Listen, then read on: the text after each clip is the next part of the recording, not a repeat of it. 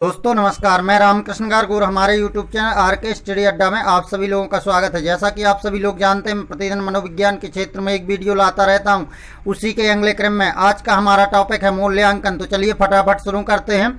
मूल्यांकन के अंदर व्यक्ति या समाज या दोनों की दृष्टि से जो उत्तम है अथवा वांछनीय उसको मानकर चला जाता है। समझें आप, मूल्यांकन एक निर्णयात्मक प्रक्रिया। ये प्रश्न अक्सर पूछा गया, मूल्यांकन कैसी प्रक्रिया। तो दोस्तों मूल्यांकन कैसी प्रक्रिया है? मूल्यांकन एक निर्णयात्मक प्रक्रिया है, अर्थात मूल्यांकन के द्वारा निर्णय किया जा सकता है कि कौन व्यक्ति कितना योग्य है और कौन कितना अयोग्य है, जिसके अंतर्गत विषय वस्तु की उपयोगिता के विषय में निर्णय प्रदान किया जाता है। यह निर्णय बहुत ही बुद्धिमत्तापूर्ण एवं परिपक्व होता है।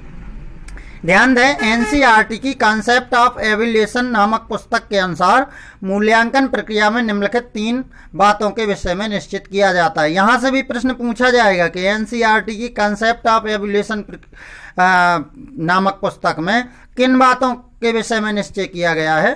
तो दोस्तों आप लोग पेन एवं डायरी ले लीजिए और इसे नोट भी करते चलिए और प्लीज़ आप हमारे चैनल को अंत तक जरूर देखिए। मैं वादा करता हूँ कि आप को इससे 1 नंबर का जरूर फंसेगा।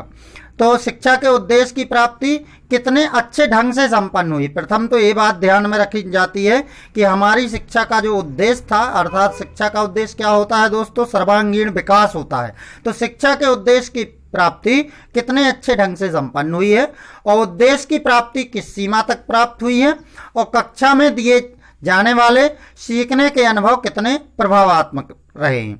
दोस्तों आप लोग हमारे चैनल को सब्सक्राइब कर लीजिए ताकि इसी तरह की जब भी मैं वीडियो डालूं तो आप लोगों को उसकी सूचना मिलती रहे। वैसे मैं प्रतिदिन सुबह 8 बजे वीडियो जरूर अपलोड करता हूं।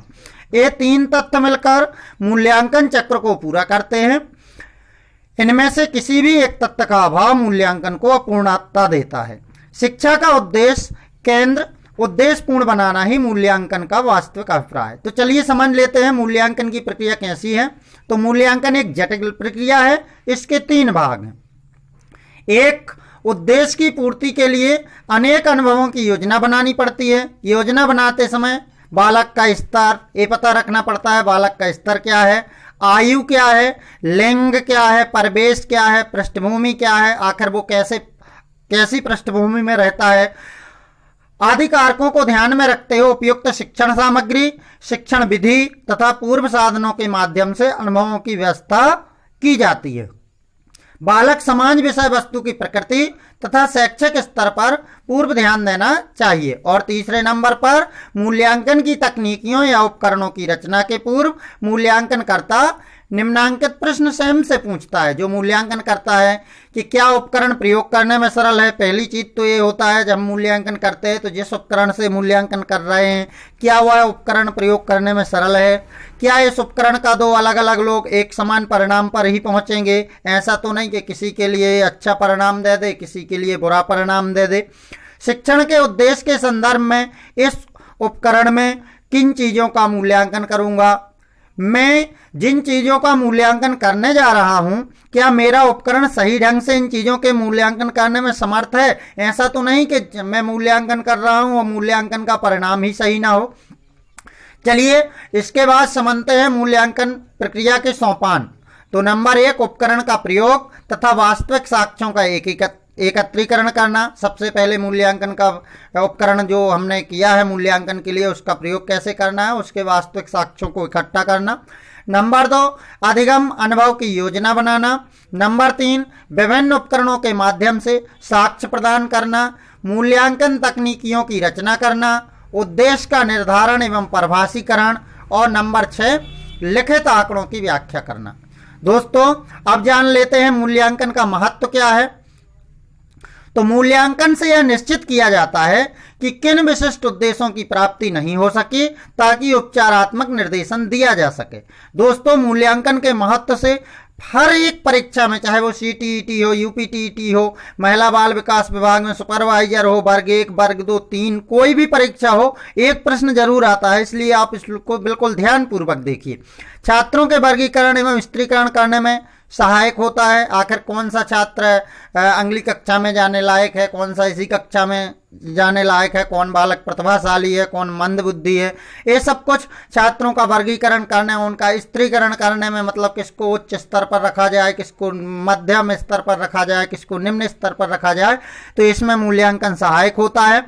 इससे शिक्षण विधियों, प्रविधियों आदि की उपयोगिता, विशेषता तथा कमजोरी ज्ञात की जाती है। जैसे दो विभिन्न शिक्षण विधियों के द्वारा पहले शिक्षण दिया जाता है, उसके बाद मूल्यांकन किया जाता है। तो जिस शिक्षण विधि में बालक का शैक्षणिक स्तर उच्च हुआ है उसे अच्छी शैक्षणिक विधि माना जाता है। तो इससे ये भी पता किया जा सकता है कि किन शिक्षण विधियों या प्रविधियों की उपयोगिता या विशेषता या उनमें किन में कमजोरी है, कौन अच्छी हैं और कौन कमजोर है। मूल्यांकन उद्देश्यों की प्राप्ति की सीमा बताता है, किस सीमा तक उद्देश्यों की प्राप्ति हुई है। हम किसी विषय विशेष पर शिक्षण कर रहे हैं और उस शिक्षण का उद्देश्य की कितनी प्राप्ति हुई है, आखिर उसको बालक ने कितना समझा है, इस चीज को सिर्फ मूल्यांकन ही बता सकता है। अर्थात हम कह सकते हैं कि मूल्यांकन से उद्देश्यों की प्राप्ति की मूल्यांकन क्या करता है, सीमा बताता है। शिक्षण व्यू रचना में सुधार किया जाता है और उन्हें विकसित किया जाता है। आखिर हमने किसी भी चीज का शिक्षण किया तो शिक्षण की व्यू रचना कैसे की जाए और उन्हें विकसित कैसे किया जाए, आखिर शिक्षण में और क्या क्या समाहित हो सकता है, किन पहलुओं को यदि समाहित कर दिया जाए तो शिक्षण और आगे जा सकता है, शिक्षण में क्या सुधार किया जा सकता है, ये सब मूल्यांकन ही के द्वारा ही संभव है। एक शिक्षक और छात्र दोनों के लिए पुनर्बलन का कार्य करता है। इसके द्वारा शिक्षक और छात्र दोनों को पुनर्बलन मिलता है। इससे अधिगम में गुणवत्ता बढ़ती है। मूल्यांकन के आधार पर छात्रों की आवश्यकता के अनुसार समुचित निर्देशन प्रदान किया जा सकता है। तो मूल्यांकन के आधार पर हमें यह भी पता चलता है किस छात्र के अंदर किस चीज़ की कमी रह गई है, किस चीज़ का हमें निर्देशन प्रदान करना है, आखिर उसको किस प्रकार से उसको डायरेक्शन देना है कि वो इस क्षेत्र में भी आगे बढ़ सके। मूल्यांकन के आधार पर पाठ्यक्रम में भी परिवर्तन लाए जाते हैं। मूल्यांकन के द्वारा आखिर पाठ्यक्रम बच्चों के लिए कितना उपयोगी है, कितना उपयोगी नहीं है, पाठ्यक्रम में क्या सुधार किए जा सकते हैं, सब कुछ मूल्यांकन के द्वारा ही संभव है। मूल्यांकन शिक्षण में सुधार लाने की समर्थ एवं सक्षम विधि है। तो मूल्यांकन के द्वारा शिक्षण में सुधार लाया जा सकता है। तो इसको हम कह सकते हैं कि मूल्यांकन शिक्षण में सुधार लाने की एक बहुत ही अच्छी विधि है। चलिए मूल्यांकन का सिद्धांत देख लेते हैं। उद्देश्यों को परिभाषित करने के उपरांत ही उपकरणों का चयन अथवा उनके विकास पर ध्यान देना चाहिए। निर्धारित मूल्यांकन उद्देश्यों के आधार पर ही मूल्यांकन उपकरणों का प्रयोग करना चाहिए। हमें किस चीज़ का मूल्यांकन करना है, किन उपकरणों से हमें मूल्यांकन करना चाहिए, किन उपकरणों से हम मूल्यांकन करेंगे तो क्या इसके उद्देश्य की प्राप्ति हमें हो पाएगी, इन बातों का ध्यान मूल्यांकन के सिद्धांत में रखना चाहिए। एक उपकरण के माध्यम से किसी भी व्यक्ति का पूर्ण मूल्यांकन संभव नहीं होता। अतः पूर्ण मूल्यांकन के लिए विविध विधाओं एवं उपकरणों का प्रयोग करना चाहिए। हमें एक ही उपकरण के माध्यम से हमें उसका पूरा मूल्यांकन नहीं करना चाहिए। हमें विभिन्न प्रकार के परीक्षण करना चाहिए, तब उनका मूल्यांकन करना चाहिए। आगे देखें, मूल्यांकन की प्रत्येक विधि तथा उपकरण का प्रयोग करते समय उनकी उपयोगिता के विषय में मूल्यांकनकर्ता को पूर्ण ज्ञान होना चाहिए तथा उनकी सीमाओं को ध्यान में रखते हुए ही इन्हें उपयोग में लाना चाहिए। अर्थात मूल्यांकन करने के पहले मूल्यांकनकर्ता को सबसे पहले उनकी सीमाओं पर ध्यान दे लेना चाहिए और मूल्यांकन में जो भी उपकरण का प्रयोग कर रहे हैं उसकी सीमाओं पर और उसका पूर्ण ज्ञान होना चाहिए। कुल मिलाकर के मूल्यांकनकर्ता को मूल्यांकन के सिद्धांतों एवं नैतिकता का ध्यान रखना चाहिए। धन्यवाद। तो दोस्तों, मूल्यांकन के लिए अपितु किसी निश्चित उद्देश्य की प्राप्ति के लिए किया जाना चाहिए। साथ ही मूल्यांकन को कभी भी अंत न समझकर इसे दूसरी चीज़ों की प्राप्ति का साधन मानकर चलना चाहिए। मतलब हमें मूल्यांकन को एक निश्चित उद्देश्य की प्राप्ति के लिए ही किया जाना चाहिए। ऐसा नहीं कि हमारा उद्देश्य कुछ है और हम मूल्यांकन में कुछ पूछने लगें।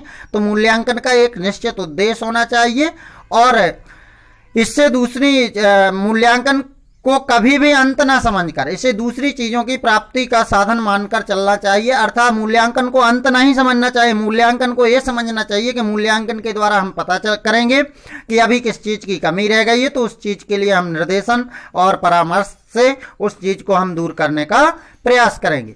मूल्यांकन करते समय मूल्यांकनकर्ता को अत्यंत सावधानी पूर्वक कार्य करना चाहिए। यथासंभव दोषों से बचने का पूरा प्रबंध करना चाहिए। तो मूल्यांकनकर्ता जो हो उसे पूरी सावधानी के साथ ये कार्य करना चाहिए और दोषों से बचने का पूरा प्रबंध करना चाहिए ताकि जो निष्कर्ष एवं परिणाम हो वो शुद्ध आ सकें। तो दोस्तों, आप लोगों को ये वीडियो देखकर कैसा लगा हमें कमेंट करके जरूर बताएं और यदि अच्छा लगा हो तो प्लीज हमारे चैनल को सब्सक्राइब कर लें ताकि अभी बहुत से वीडियो आने बाकी है वो आप लोगों को उसकी तुरंत ही सूचना प्राप्त होती रहे। मिलते हैं अगले वीडियो में, तब तक के लिए जय हिंद, वंदे मातरम।